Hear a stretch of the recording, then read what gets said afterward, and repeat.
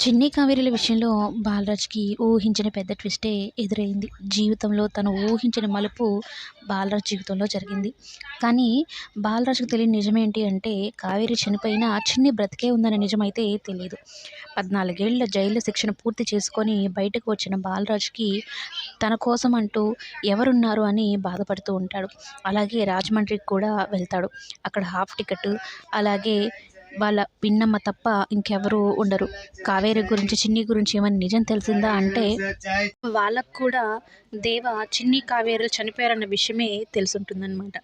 అయితే తెలుసుకొని కనీసం కళ్ళతో కూడా చూసుకోలేకపోయానైతే బోరున ఏడుస్తూ ఉంటాడు బాలరాజు.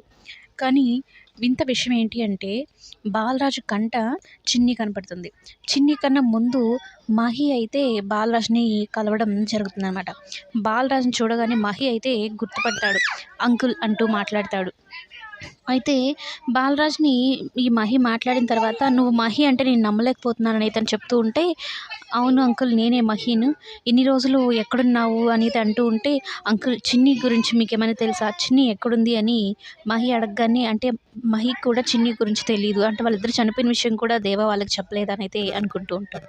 అయితే "రండి అంకుల్ ఇంటికి వెళ్దాము" అంటే "తర్వాత వస్తానని" బాలరాజు చెప్తాడు.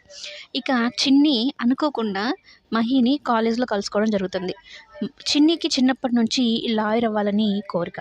ఆ కోరిక ప్రకారమే చిన్ని లాయర్ అయితే చదువుతోంది. అదే కాలేజ్‌లోకి మహి కూడా వెళ్ళడం జరుగుతుందనమాట.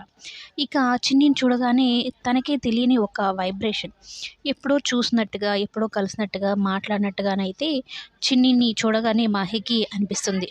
కానీ చిన్ని చనిపోయిందన్న విషయం తెలియని ఈ మహి, అలాగే చిన్నియే ఈ మధుమతి అన్న విషయం తెలియని మహి కొత్తగా మధుమితతో ప్రేమలో పడడం జరుగుతుంది. అందుకు కారణం కూడా ఉంది.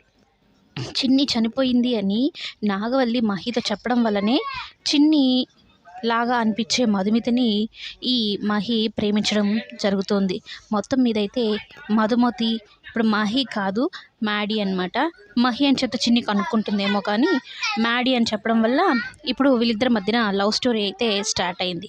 బాలరాజ్ కూడా జైలు నుంచి రావడం జరిగింది. వీళ్ళిద్దరి మధ్యన లవ్ స్టోరీ అనేది కూడా మొదలవుతుంది కమింగ్ ఎపిసోడ్స్‌లో.